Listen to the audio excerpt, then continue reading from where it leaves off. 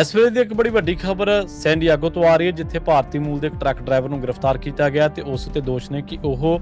ਗਲਤ ਤਰੀਕੇ ਦੇ ਨਾਲ ਅਮਰੀਕਾ ਦੇ ਵਿੱਚ ਦਾਖਲ ਹੋਇਆ ਤੇ ਇਹਦੇ ਨਾਲ ਜਾਂਚ ਦੇ ਵਿੱਚ ਸਹਿਯੋਗ ਨਹੀਂ ਸੀ ਕਰ ਰਿਹਾ। ਅਸਲ ਦੇ ਵਿੱਚ ਇਹ ਘਟਨਾ ਵਾਪਰੀ ਹੈ ਸੈਨ ਡਿਏਗੋ ਦੇ ਵਿੱਚ। ਉਸ ਨੂੰ ਗ੍ਰਿਫਤਾਰ ਕੀਤਾ ਗਿਆ। ਬਾਰਡਰ ਪੈਟਰੋਲ ਦੇ ਏਜੰਟਾਂ ਨੇ ਦੱਸਿਆ ਕਿ ਇਸ ਭਾਰਤੀ ਨਾਗਰਿਕਾਂ ਨੂੰ ਕੈਲੀਫੋਰਨੀਆ ਦੇ ਟਿਮੁਕਲਾ ਨੇੜੇ ਇੰਟਰਸਟੇਟ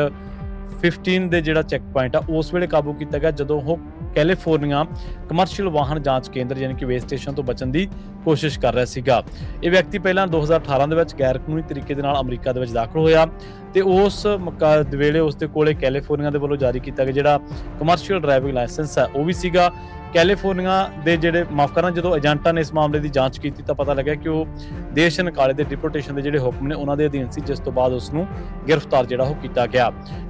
ਬਾਰਡਰ ਪੈਟਰੋਲ ਨੇ ਦੱਸਿਆ ਕਿ ਸ਼ੁਰੂਆਤੀ ਜਾਂਚ ਦੇ ਵਿੱਚ ਕਈ ਲੋਕ ਬਚ ਜਾਂਦੇ ਨੇ ਤੇ ਉਹਨਾਂ ਨੂੰ ਵੀ ਆਖਿਰਕਾਰ ਜਿਨ੍ਹਾਂ ਦੇ ਵਿੱਚ ਕੋਈ ਦੋਸ਼ ਹੁੰਦਾ ਉਹਨਾਂ ਨੂੰ ਛੱਡਿਆ ਨਹੀਂ ਜਾਂਦਾ, ਬਲਕਿ ਉਹਨਾਂ ਦਾ ਪਿੱਛਾ ਕੀਤਾ ਜਾਂਦਾ ਤੇ ਬਾਅਦ ਦੇ ਵਿੱਚ ਇਹਨਾਂ ਨੂੰ ਇਸ ਗੱਲ ਨੂੰ ਯਕੀਨੀ ਬਣਾਇਆ ਜਾਂਦਾ ਕਿ ਕਮਿਊਨਿਟੀ ਦੀ ਜਿਹੜੀ ਸੁਰੱਖਿਆ ਉਹ ਮਜ਼ਬੂਤ ਕੀਤੀ ਜਾਵੇ। ਸੋ ਉਹਨਾਂ ਨੇ ਕਿਹਾ ਵੀ ਬਹੁਤ ਸਾਰੇ ਲੋਕ ਜਿਹੜੇ ਗੈਰ ਕਾਨੂੰਨੀ ਤਰੀਕੇ ਦੇ ਨਾਲ ਦਾਖਲ ਹੁੰਦੇ ਨੇ ਅਮਰੀਕਾ ਦੇ ਵਿੱਚ, ਉਹ ਬਾਅਦ ਦੇ ਵਿੱਚ ਘੱਟ ਉਜਰਤਾਂ ਤੇ ਕੰਮ ਕਰਦੇ ਨੇ, ਜਿਸ ਦੇ ਨਾਲ ਦੇਸ਼ ਦਾ ਜਿਹੜਾ ਕਿਰਤ ਕਾਨੂੰਨ ਆ ਉਹ ਵੀ ਪ੍ਰਭਾਵਿਤ ਹੁੰਦਾ ਤੇ ਕਾਨੂੰਨੀ ਤੌਰ ਤੇ ਕਾਰੋਬਾਰਾਂ ਨੂੰ ਨੁਕਸਾਨ ਹੁੰਦਾ। ਸੋ ਸਥਾਨਕ ਜਿਹੜੀ ਅਰਥ ਵਿਵਸਥਾ ਉਹ ਵੀ ਪ੍ਰਭਾਵਿਤ ਹੁੰਦੀ ਹੈ।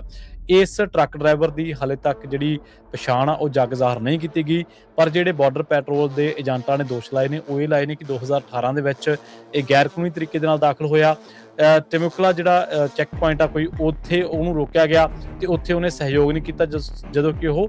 ਭੱਜਣ ਦੀ ਕੋਸ਼ਿਸ਼ ਕਰ ਰਿਹਾ ਸੀਗਾ। ਸੋ ਇਹ ਜਿਹੜੀ ਖਬਰ ਆ ਭਾਰਤੀ ਨਾਗਰਿਕ ਦੇ ਨਾਲ ਜੁੜੀ ਹੋਈ ਹੈ, ਜਿਹੜਾ ਕਿ ਜਿਹਦੇ ਤੇ ਦੋਸ਼ ਹੈ ਕਿ ਉਹ 2018 ਦੇ ਵਿੱਚ ਅਮਰੀਕਾ ਦੇ ਵਿੱਚ ਗੈਰ ਕਾਨੂੰਨੀ ਤਰੀਕੇ ਨਾਲ ਦਾਖਲ ਹੋਇਆ ਤੇ ਇਸ ਵੇਲੇ ਡਿਪੋਰਟੇਸ਼ਨ ਦੇ ਜਿਹੜੇ ਹੁਕਮ ਨੇ ਉਹਨਾਂ ਦੇ ਅਧੀਨ ਸੀ।